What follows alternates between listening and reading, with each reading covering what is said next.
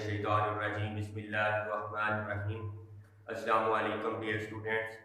My name is Zahid Iqbal. I'm your physics teacher. Today we are going to discuss ninth class chapter 2, chapter 3 dynamics, Newton first law, Newton second law of motion. Newton का second law of motion पढ़ने जा रहे हैं। आज previous lectures के अंदर हमने देखा था कि न्यूटन ने ये बताया था कि अगर कोई बॉडी रेस्ट के अंदर होती है तो रेस्ट में ही रहती है जब तक उसके ऊपर कोई एक्सटर्नल फोर्स अप्लाई ना हो। इसी तरह से फिर उसने ये भी बताया था कि अगर कोई बॉडी यूनिफॉर्म मोशन के अंदर मूवमेंट कर रही है तो वो मूवमेंट करती रहती है जब तक उसके ऊपर कोई एक्सटर्नल फोर्स अप्लाई ना हो। आज हमारे पास न्यूटन का सेकंड लॉ जो है वो डील्स करता है विद नेट फोर्स के साथ। Newton second law of motion deals with the net force कि हमारे पास जब किसी बॉडी के ऊपर कोई नेट फोर्स अप्लाई होती है तब हमारे पास क्या होता है। तो कैसे डिफाइन करते हैं इसको?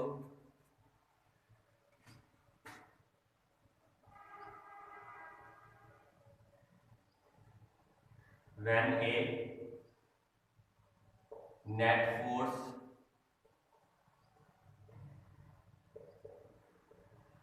acting on a body,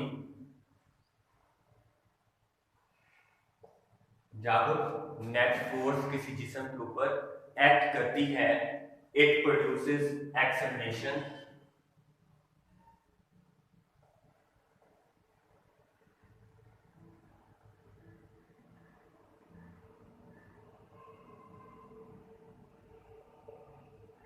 in the direction of force.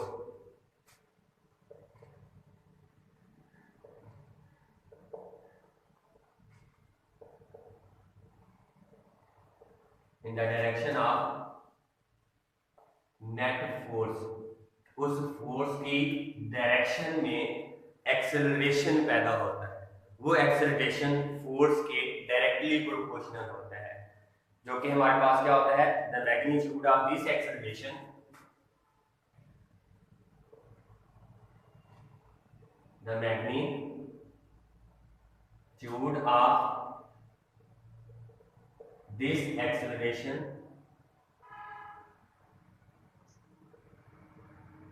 is directly proportional to the net force and inversely proportional to the mass of body.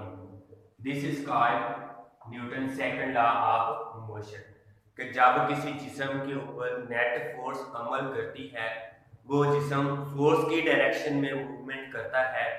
Movement करने के साथ साथ फोर्स की सिमत में एक्सेलरेशन पैदा करता है जो फोर्स के मिकदार के डायरेक्टली प्रोपोर्शनल और उस बॉडी के मास के इनवर्सली प्रोपोर्शनल होता है। हमने मैथमेटिकल फॉर्म अगर लिखे Newton second law of motion की, मैथमेटिकल फॉर्म हमारे पास है। मैथमेटिकल फॉर्म हमारे पास जो है वो हमने प्रूव करना है F is equal to ma। F is equal to ma prove करना है। अब कंसीडर करते हैं कि हमारे पास एक बॉडी है। क्या चीज है? एक बॉडी है। इस बॉडी के ऊपर हमारे पास एक क्या लग रही है? फोर्स अप्लाई कर। क्या करें?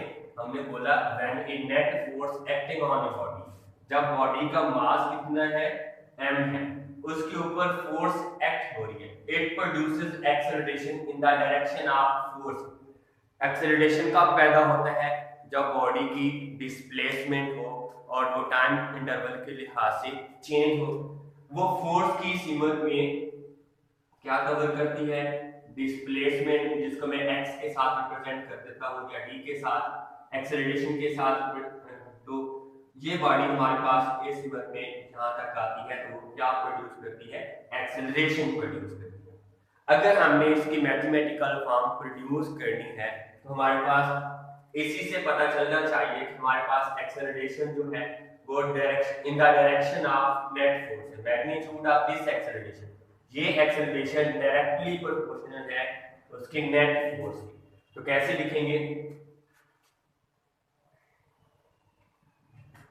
Acceleration is directly proportional to F, equation number 1। फिर हमने लिखा कि एक्सेलरेशन जो है वो इनवर्सली प्रोपोर्शनल है उसके बॉडी ऑफ मास के, जिसको हम किसके साथ रिप्रेजेंट करते हैं, मास के साथ, और ये इक्वेशन क्या आ जाएगी 2 आ जाएगी। By combining these two equation क्या बनता है हमारे पास, a directly proportional to f and inversely proportional to m।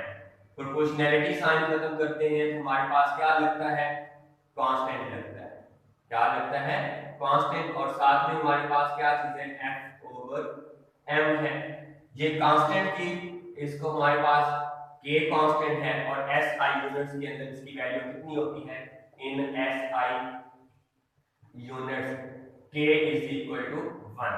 तो क्या आ जाएगा हमारे पास, acceleration is equal to k f over m, a is equal to 1 into f over m। तो हमारे पास जो रिजल्ट आ रहा है वो f ओवर m का आ रहा है।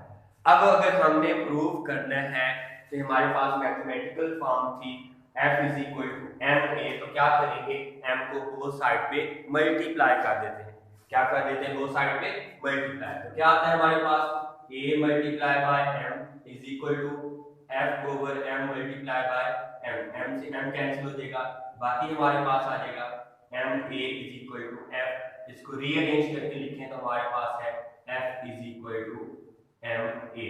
तो ये हमारे पास उसकी मैथमेटिकल फॉर्म है किस चीज की, Newton second law of motion.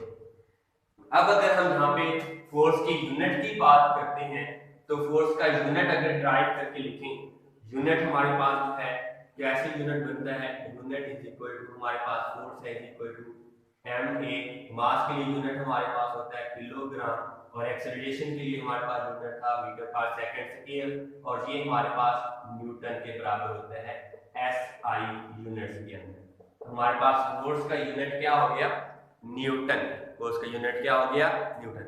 अब अगर हमने यहां से ड्राइव करना हो 1 न्यूटन फोर्स के, define 1 Newton force,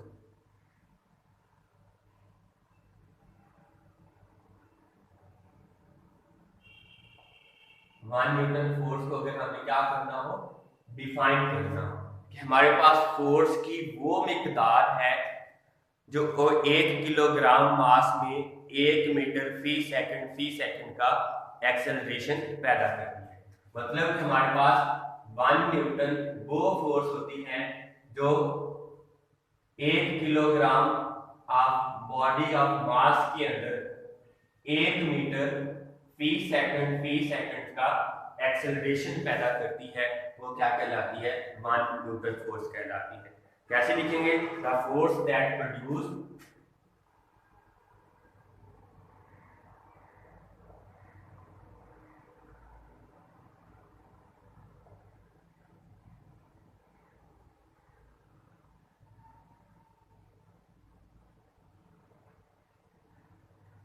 acceleration of 1 meter per second square in the body of mass